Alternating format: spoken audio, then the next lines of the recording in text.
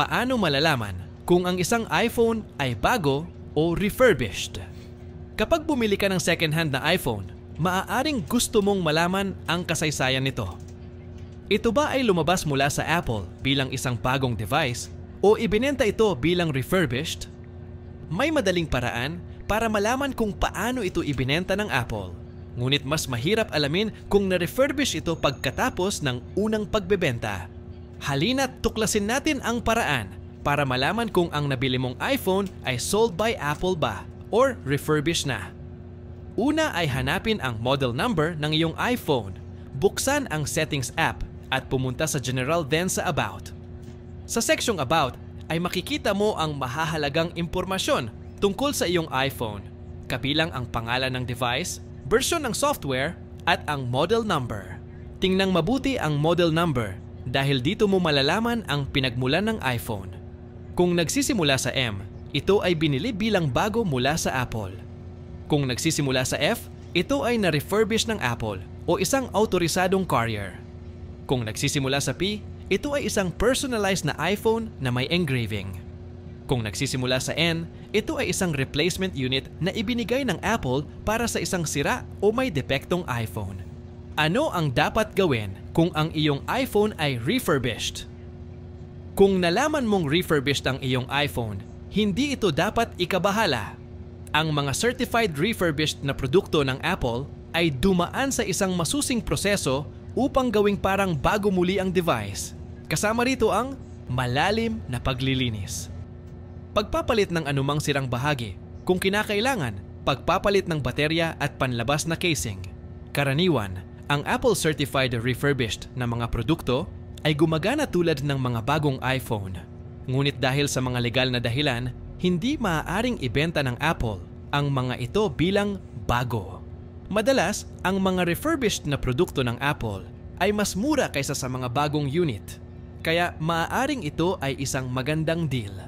Paano malalaman kung ang isang iPhone ay na-refurbish ng third party?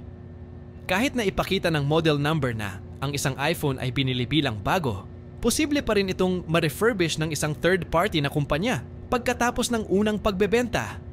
Kadalasan, ang mga third party refurbished na iPhone ay hindi kasing dekalidad ng mga refurbished ng Apple, kaya mas mainam na iwasan ang mga ito kung maaari.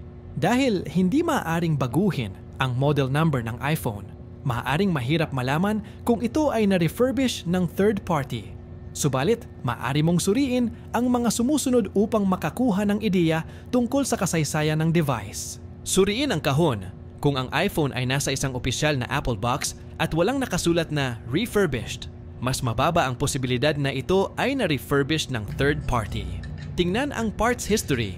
Kung ang iPhone ay may iOS 15.2 o mas bago, maaari mong makita ang listahan ng mga napalitang bahagi sa Settings, General, and About. At ang mga third-party refurbished na iPhones ay magaan kumpara sa sold by Apple o refurbished by Apple, at bigyan din ng pansin yung sticker na makikita sa screw hole ng isang third-party refurbished iPhone.